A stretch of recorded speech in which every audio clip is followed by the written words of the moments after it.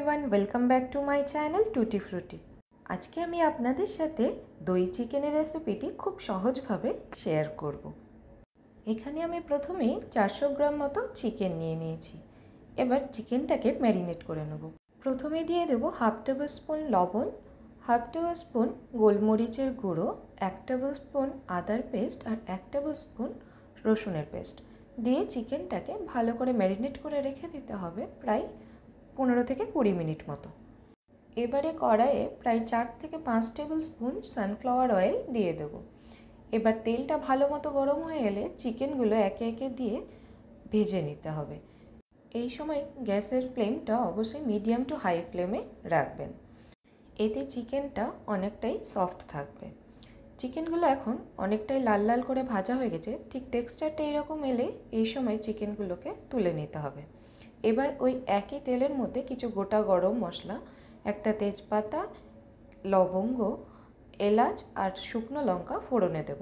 তারপর একটা মিডিয়াম সাইজের পেঁয়াজ কুচি করে এর মধ্যে দিয়ে দিতে হবে।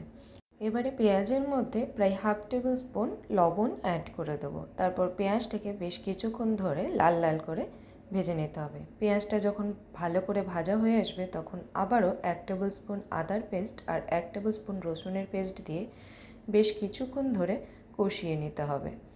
এবারে ঝালের জন্য পরিমাণ মতন লঙ্কা কুচি এখানে অ্যাড করে দেব।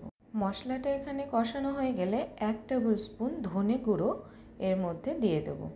এবারে মশলাটা আরেকটু রান্না করে নিয়ে 7 থেকে 8টা কাজু পেস্ট করে এর মধ্যে অ্যাড করে দিতে হবে। এই সময় গ্যাসের ফ্লেমটা অবশ্যই লো ফ্লেমে রাখবেন, তাহলে কাজুটা পুড়ে যাওয়ার সম্ভাবনা থাকবে না। অনেকটাই তেল ছেড়ে এসেছে, এবার চিকেনটা অ্যাড করে দেবো। তারপর আরও কিছুক্ষণ কষিয়ে নিতে হবে। এখন বেশ কিছুটা পরিমাণ চিকেন থেকে জল ছেড়েছে। এবার প্রায় 150 গ্রাম টক দই ফেটিয়ে নিয়ে চিকেনের মধ্যে অ্যাড করে দেব। দইটা অবশ্যই রুম টেম্পারেচারে হতে হবে, নাহলে দইটা ফেটে যাওয়ার সম্ভাবনা থাকবে। এবার দইটা চিকেনের সাথে ভালোভাবে মিক্সড করে নিয়ে একদম সিম আঁচে রেখে প্রায় 10 থেকে 15 মিনিট চিকেনটাকে কুক হতে দিতে হবে।